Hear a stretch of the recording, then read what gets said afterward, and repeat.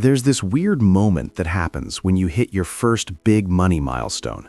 And it's not the fireworks moment people imagine. It's not champagne or high fives or suddenly feeling set. It's quieter than that. You open your banking app, probably out of habit, and for a second you just stare at the number. 6 digits, finally. You refresh it once, maybe twice, just to make sure it's real. And then nothing really changes. Your room looks the same, your job still feels like your job, your coffee still costs too much. Life doesn't suddenly feel easier in the way you thought it would. And honestly, that's when things get dangerous. Because hitting $100,000 feels like crossing a finish line, but it's actually more like stepping onto a narrow bridge. On one side is the grind that got you here. On the other side is real wealth, freedom, options, time. And the weird part is that a lot of people fall off that bridge, not because they mess up badly, but because they relax just a little too early. I think about this stuff a lot, like probably more than I should. I'm Nick, and I spend way too much time thinking about money, psychology, and why certain financial decisions feel smart in the moment, but quietly sabotage people years later. I've watched friends hit 100K and immediately feel lost. I've watched others turn it into $1 million almost accidentally.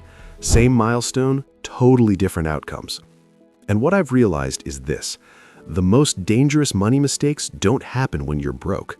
They happen when you finally feel like you're doing well. Because that's when the rules change, but nobody really tells you that they have. So today, I want to walk through 5 mistakes that almost everyone makes after hitting 100K. Not in a judgmental way, not in a you're doing it wrong way. More like, if someone had quietly pulled me aside and explained this earlier, it would have saved years of stress.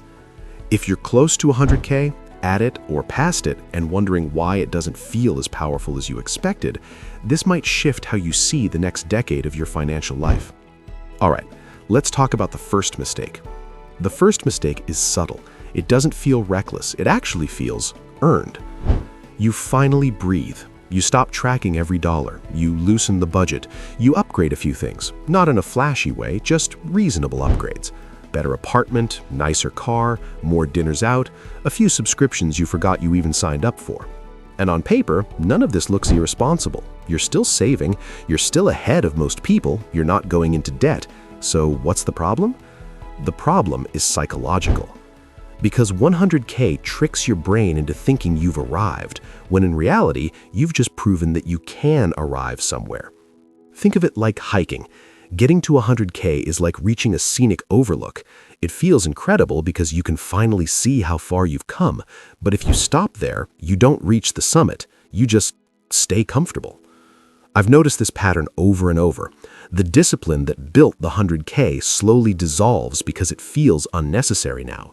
The urgency fades, the edge softens, and the progress that once felt inevitable suddenly becomes optional. Why this matters is simple. The habits that get you to 100K are fragile. They're not permanent unless you protect them. And if you let them go too early, wealth doesn't grow, it plateaus. Here's the quiet truth nobody tells you. The jump from 0 to 100K is about effort. The jump from 100K to 500K is about restraint. Actionable takeaway? Keep one friction habit from your early days. Maybe it's weekly net worth tracking. Maybe it's automatic investing. Maybe it's a spending cap that feels slightly uncomfortable. Don't upgrade your lifestyle until your systems are locked in. Treat 100K not as proof you're done, but proof your process works. Short version? Celebrate, just don't retire your discipline. This one sneaks up on smart people. You hit 100K and suddenly the basic advice feels beneath you. Index funds sound boring now. Simplicity feels lazy.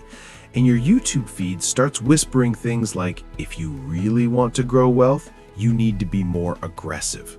So you start tinkering. A little stock picking here, some crypto there, maybe options, maybe a startup investment because someone said early stage. Your portfolio becomes a patchwork of ideas instead of a system. And again, this doesn't feel reckless, it feels informed. But here's the problem. Complexity feels productive even when it isn't. Most people don't underperform because they don't know enough. They underperform because they can't sit still. I've seen people with rock-solid, low-cost portfolios abandon them because they got bored. Boredom is expensive in investing. It makes you trade when you shouldn't, chase returns when you don't need to, and second-guess strategies that only fail when you interrupt them.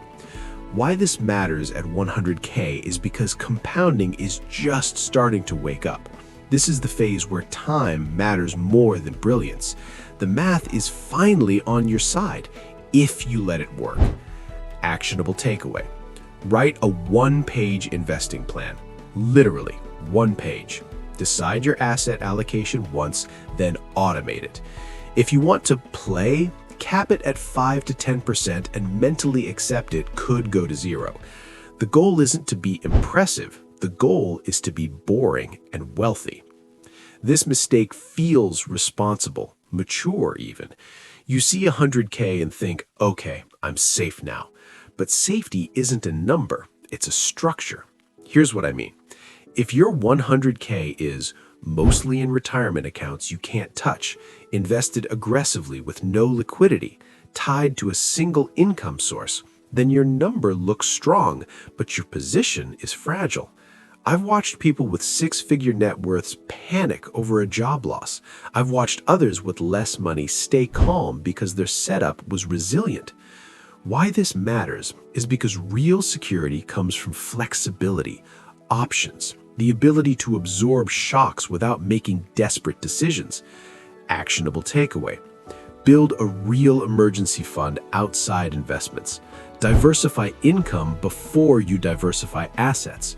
Ask yourself, if something breaks, how fast can I respond? Wealth isn't about how much you have, it's about how little control fear has over your decisions. This is the quietest mistake, and maybe the most dangerous. You don't splurge wildly. You just lock yourself into better versions of everything. Nicer place, longer lease, car payment that fits the budget.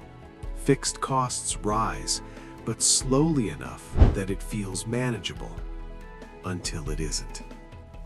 Fixed costs are heavy. They reduce flexibility. They force you to keep earning instead of choosing.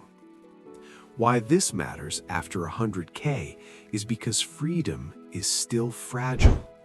Every fixed expense is a promise to your future self, and too many promises turn into pressure. Actionable takeaway. Keep fixed costs boring. Upgrade experiences instead. Ask, does this expense give me freedom or take it? Delay permanent upgrades by 6 months. See if you still want them. Freedom doesn't come from earning more. It comes from needing less. This one's personal. When you're broke or building, money forces reflection. You think about trade-offs, priorities, what actually matters. After 100K, that reflection often stops. But money doesn't fix identity, it amplifies it.